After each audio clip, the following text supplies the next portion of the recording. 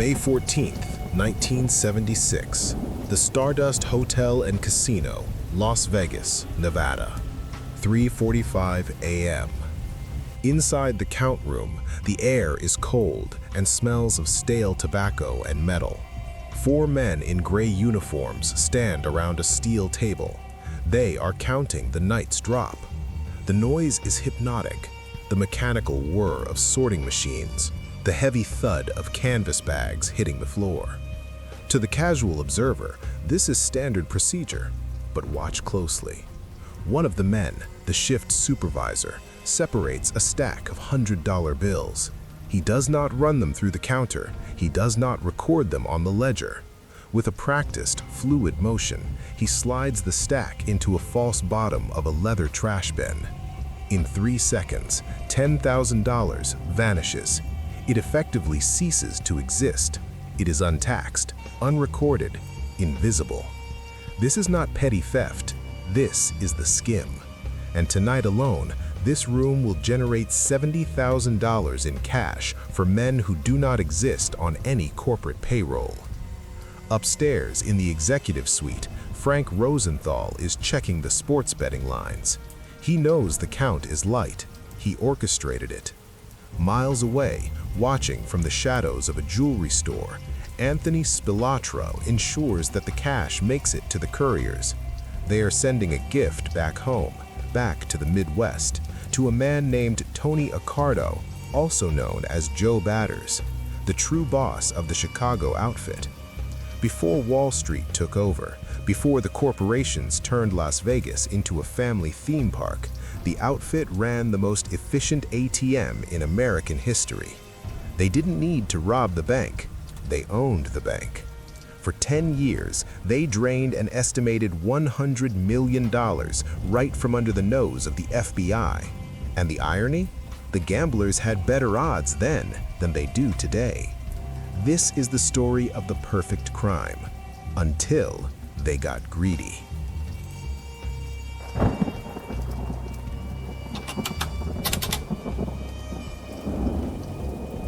The Chicago outfit has a problem. They have the power, they have the muscle, but they do not have the license. The Nevada Gaming Control Board is tightening the noose. They are checking backgrounds. They are looking for criminal records. Tony Accardo cannot simply walk into Las Vegas and buy a casino. If his name appears on a single document, the deal is dead. They need a ghost, someone clean, someone young, a war hero with a law degree and a smile that screams legitimate businessman. They find him in San Diego. His name is Alan Glick. Glick is ambitious, but he is undercapitalized. He's 32 years old, a real estate developer with a Bronze Star from Vietnam. He wants to buy the Stardust, but he needs money, serious money. So he goes to the only bank that asks 0 questions, the Teamsters Central States Pension Fund, controlled by the outfit's financial wizard, Alan Dorfman. The meeting is short. Dorfman agrees to lend Glick's company, Argent Corporation, a staggering sum, $62.75 million. On paper, it is a business loan. In reality, it is a mortgage on Alan Glick's soul. Glick signs the papers. He thinks he's the new king of Las Vegas. He doesn't realize he's just the landlord. The tenants are already moving in. Chicago sends their best man to run the show, Frank Rosenthal, a gambling prodigy who understands odds better than any computer. The arrangement was simple, though never written down. Frank Rosenthal faced the cameras. Glick talked to the regulators. But when the counting room door locks at 3 a.m., the casino belonged to Chicago. The Trojan horse is inside the gates. The beauty of the operation was its simplicity. Frank Rosenthal understood one thing perfectly. The state of Nevada taxed what they could see, so he made sure they saw less. It worked like this. Every slot machine is a heavy metal box full of coins. When the buckets are full, they go to the weigh scale. The scale determines the tax. But at the Stardust, the scale was a liar. With a simple calibration tweak, a bucket weighing 40 pounds was recorded as 30. The difference? Pure profit. But the real money wasn't in coins. It was in the soft count, the paper cash. Taking the money is the easy part. Moving $10,000 in small bills out of a surveillance-heavy casino, that takes an army. Chicago didn't use electronic transfers. They used mules. Old women with large handbags, respectable businessmen with hollowed-out briefcases. They walked right out the front door, past the security guards who were paid to look at the ceiling. Every week, envelopes of cash left Las Vegas on commercial flights, destined for Kansas City, Milwaukee, and Chicago. To the casual eye, it was just business travel. In reality, it was a multi-million-dollar pipeline of stolen tax revenue. To keep this machine running, you need fear. That was Tony Spilotro's department. While Rosenthal managed the numbers, Spilotro managed the silence. If a dealer got too curious, if a pit boss started asking about the missing count, they didn't get fired. They got a visit. Sometimes they got a warning. Other times, they just stopped coming to work. The outfit's rule was absolute. The money flows up, the silence flows down. And for 2 golden years, the system was flawless.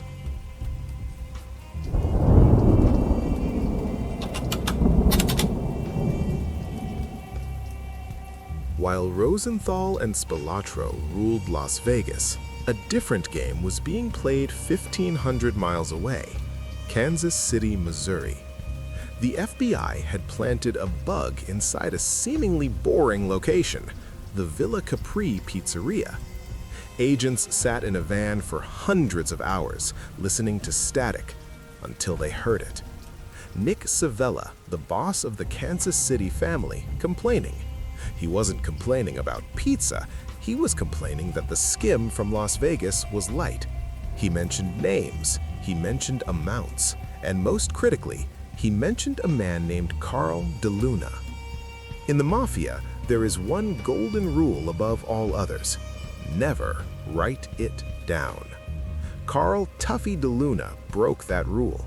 He was the underboss of Kansas City, and he was meticulous, obsessive. He kept a diary. He didn't just write money, he wrote dates. He wrote the exact amounts distributed to Chicago, Milwaukee, and Cleveland. He even used codes that a child could crack. Barnyard for the Stardust, golf for the dunes. He documented the conspiracy on paper, creating a roadmap for the prosecution. February 14, 1979, the FBI raids DeLuna's home. They expect to find guns, maybe some cash. Instead, they find the notes, thousands of pages hidden in a basement crawl space. When the agents read them, they couldn't believe their luck. It was all there. The bribe to the Teamsters, the cuts for Tony Accardo, the role of Frank Rosenthal. In that moment, the $100 million empire didn't explode, it simply dissolved. The ghost machine had been exposed by a pen and paper. Back in Las Vegas, Alan Glick is sweating. It is 1978 and the walls are closing in. The FBI is asking questions about the Teamsters loan, but worse than the FBI, Frank Balistreri is asking questions. Balistreri is the boss of the Milwaukee family, a man with eyes like a shark. He visits Glick in his office. He doesn't ask for a spreadsheet, he asks for loyalty. He tells Glick in no uncertain terms that if he talks to the feds, his children might not grow up. Glick is not a gangster, he is a businessman who flew too close to the sun. He realizes he is expendable.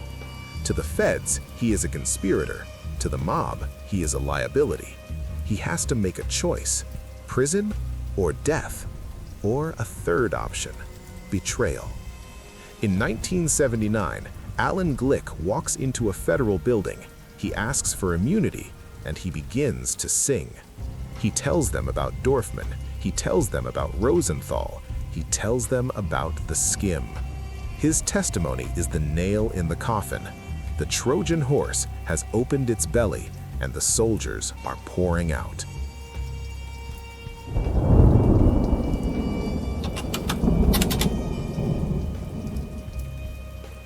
The indictments come down like a hammer. It is not just one or two guys. It is the entire hierarchy of the Midwest mob. Chicago, Kansas City, Milwaukee, Cleveland. The straw man trials begin. Frank Rosenthal tries to fight it. He goes on television. He hosts a talk show from the Stardust. He challenges the gaming board. He screams about his rights. But it is over. On October 4th, 1982, Rosenthal gets into his Cadillac Eldorado parked on East Sahara Avenue. He turns the key. The car explodes. But luck, or perhaps engineering, is on his side. A metal plate under the driver's seat deflects the blast. Rosenthal survives. But he gets the message. He leaves Las Vegas and never returns. Tony Spilotro is not so lucky.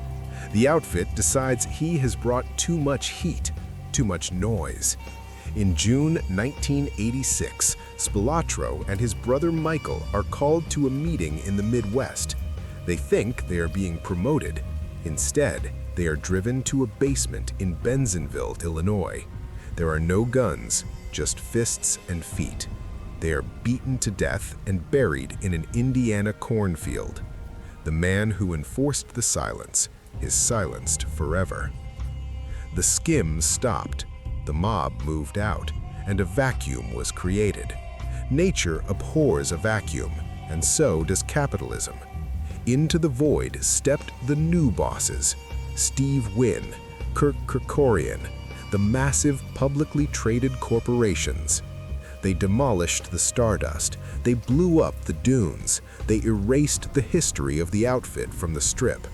They built volcanoes, they built pirate ships, they built billion-dollar glass towers. They promised a new Las Vegas, clean, safe, family-friendly. But look at the numbers. When Frank Rosenthal ran the Stardust, blackjack paid 3-2. Today, on the strip, it pays 6-5. When the outfit ran the casino, parking was free, drinks were free, they wanted you in the door. Today, you pay $40 just to park your car. You pay resort fees for a gym you never use. You pay $18 for a beer. The outfit stole from the countroom. They stole from the government tax fund. The corporations, they steal from you. They changed the rules of the games. They tightened the slots. They added double zeros to the roulette wheels. They industrialized the extraction of wealth. Under the mob, the skim was illegal, but the game was fair. Under the corporations, the skim is legal, and the game is rigged. The Chicago outfit's $100 million skim was the greatest financial crime in the history of organized crime. It was a masterpiece of logistics, accounting fraud, and brute force. It proved that a group of men from the old neighborhood could outsmart the federal government for a decade. But it also proved something else. It proved that in America, money always wins. The outfit lost Las Vegas not because they were criminals, but because they were inefficient criminals. They used violence, they used threats, they drew attention. The new owners don't need to break your legs. They just check your credit score. They don't need to skim cash into a leather bag. They just add a service fee to your bill. Alan Glick lived out his days in San Diego, a wealthy man. Frank Rosenthal died of a heart attack in Florida, insisting to the end that he was just a food and beverage manager. Tony Accardo, Joe Batters, died of natural causes, never spending a day in jail for the skim. The money is gone, the stardust is dust, but the spirit of the skim, that desire to take everything that isn't nailed down, that is alive and well in Las Vegas. It just wears a suit and tie now, and it trades on the New York Stock Exchange. But wait, don't close the book yet, because if you stop looking now, you miss the most terrifying part of the story. Ask yourself a question that might make you uncomfortable. Who were the real villains here? We are sold a simple narrative. The mob was bad, the FBI was good, the corporations are legitimate. But let's peel back the curtain. Let's look at the mathematics of the soul. Because when you analyze the cold, hard data, a disturbing theory emerges. The mob didn't ruin Las Vegas. They built the only version of it that was honest. Look at the odds. This is not nostalgia. This is arithmetic. Under Frank Rosenthal, a standard blackjack table paid 3-2. You bet $10, you get 15. The house edge was razor thin, roughly 0.5%. The mob knew something the corporations forgot. You can shear a sheep many times, but you can only skin it once. They wanted you to win just enough to feel good, to come back next year with a fatter wallet. Now, walk into the Aria or the Bellagio today. Look at the felt. Blackjack pays 6-5. It sounds like a small difference. It is not. It is a mathematical slaughter. It triples the house advantage. It drains your bankroll 3 times faster. The mob skimmed the profits from the countroom. The corporations skim the money from your pocket before you even sit down. And consider the resort fee. You book a room for $80, you check out paying $150 for amenities, for Wi-Fi, for air. If Tony Spilotro demanded $40 from you for protection you didn't need, we call it racketeering. We call it a felony. But when a publicly traded company demands $40 for a gym access you didn't use, we call it smart business. The theory is simple. The mob was illegal, but they had a code. The customer was a guest. Today, the customer is an algorithm entry, a resource to be mined until empty. Who is the bigger thief? The guy with the gun or the guy with the fine print?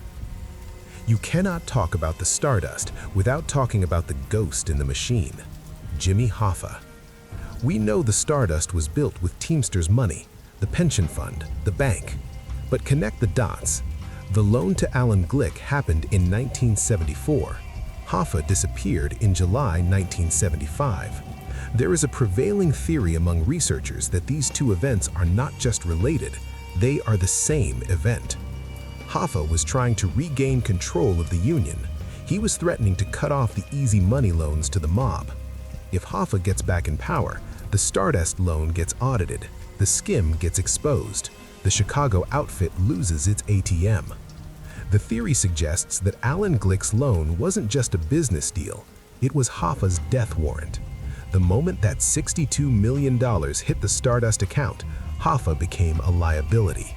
He was the loose end that could pull the thread on a $100 million sweater. So when you look at the glittering lights of the old Stardust, you aren't just looking at neon, you are looking at the tombstone of Jimmy Hoffa. The cash flow was more important than the man who built the fund. Money doesn't just talk, it silences. Here's a darker thought, a theory that suggests the government wasn't just slow, they were complicit by delay. The FBI had bugs in the Villa Capri in 1978. They heard the skim, they knew the players. Yet the indictments didn't effectively crush the operation until the mid-80s. Why the wait? Some historians argue it was a controlled demolition. The federal government hated the mob, but they also hated that they couldn't tax the cash economy. As long as the outfit ran Vegas, billions of dollars were invisible to the IRS. The theory goes like this. The feds needed the mob to build the infrastructure, to turn the desert into a destination. The mob took the risk, the mob did the dirty work, and once the city was built, once the money machine was proven, the feds stepped in. They cleared out the gangsters, and they opened the door for the corporations. Why? Because corporations pay taxes. Corporations have paper trails. The straw man investigation wasn't just about justice, it was a hostile takeover. The United States government wanted their cut of the action. They didn't stop the skim, they just nationalized it. Let's go back to that cornfield in Indiana, June 1986, the Spilotro brothers. The official story is clean. The bosses were mad at Tony for bringing too much heat, for being too loud, for his affair with Glick's wife. It fits the movies. But there is a minority report, a theory that suggests the order didn't come from Chicago. It came from within the crew. By 1986, the bosses were old. Accardo was ancient.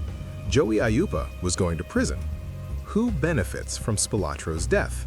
The emerging middle management, the guys who wanted to cut a deal with the feds. Spilotro was a true believer. He would never flip. He would never talk. But he was unpredictable. Some theorized that Spilotro was sacrificed not as punishment, but as an offering, a way to tell the FBI, look, the wild dog is dead. The violence is over. Let us keep our remaining businesses. It didn't work, but it shows the brutal logic of the life. Tony Spilotro was the most feared man in Las Vegas, the enforcer. And in the end, he was beaten into the mud by men he probably bought dinner for a week earlier.